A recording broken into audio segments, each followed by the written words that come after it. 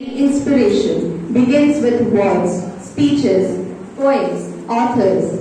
Many literary works beautifully carries the message, reminding us that every story and poem can plant the seeds of a better and more sustainable tomorrow. Literature has the power to give the soul of society. It has the power to give us questions as well as the answers. Literature, with its soothing voice, sings the lullaby of themes, poetic devices, rhythm, and a message. We can see literature praising the power and fury of nature in the poem Wind by Subramanya Bharati. This poem tells us about the strongness of wind and how it destroys everything. The poem has the answer to how to be a friend of nature. To bring a change in the world, we must bring a positive change in us. This poem tells us to build strong hearts, to build strong mindset, and to build strong bodies so that when wind comes, we roar as strong fires and flourish. While wind reminds us of the strength we need to stand amidst the life's storms, Lake Isle of Innisfree offers calmness, showing that nature not only tests us but also restores and heals our soul. When I read this poem, I traveled through Innisfree, thanks to the words. Nowadays, with this chaotic environment and lots of responsibilities, we have forgotten the beauty of nature, the art of describing the serene place that gives you peace and purity. I want to emphasize on a point that peace does not mean complete silence. I want to emphasize, peace does not mean complete silence. The poet finds peace when away from the noises of cities. As we need our mother beside us to sing a song for us, we need nature beside us to play its music of instruments. In the Lake Isle of Innisfree, the poet dreams of a world that gives us peace and purity. No men are foreign carries that dream further. Kopi janaha paraha na bhavati, kopi videshaha na bhavati. If we have the same land, if we will lie on the same land after this life, if we have the same hands that do the labor, and if we have the same eyes that wake up and sleep, then why will someone be a stranger, and why will a country be foreign? Hatred is a thing that is nurtured, that is taught to us, but love is a thing that is inbuilt.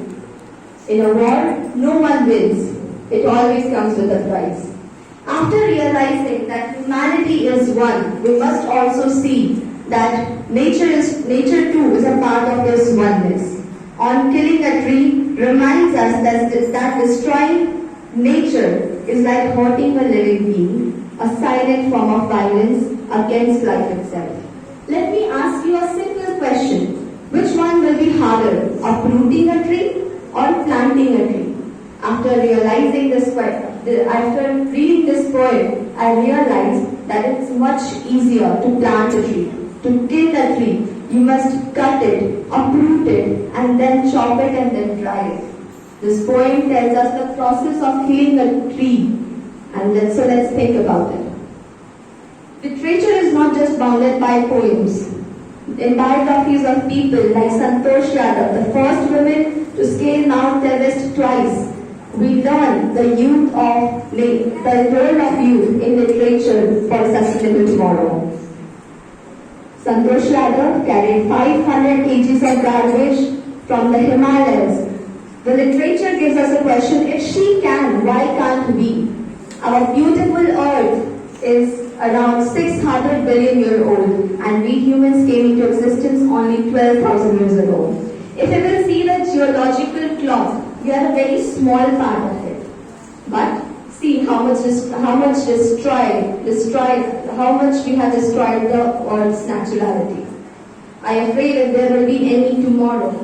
It's not always about actions, it's about something that we can contribute towards it. It's not always about actions like inventing something for sustainable development. We can write something on the consequences the globe will face and will not be happy about it. We will make someone inspired and motivated by this, who will really take an action. We build created rockets to touch the sky, yet forget to feel the soil beneath our feet. We speak of progress, yet turn away as the earth silently bleeds. Isn't it time to ask, are we the protectors of this planet or the reason for its tears and pain?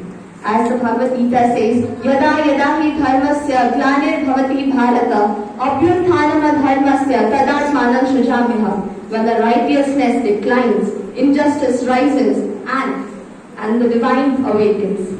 Today, that awakening must be within us, in our words, in our thoughts and in our actions.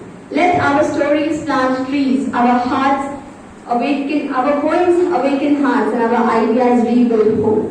Because a sustainable tomorrow will not be written by power and machine. It will be written by minds that think, hearts that feel, and the souls that care.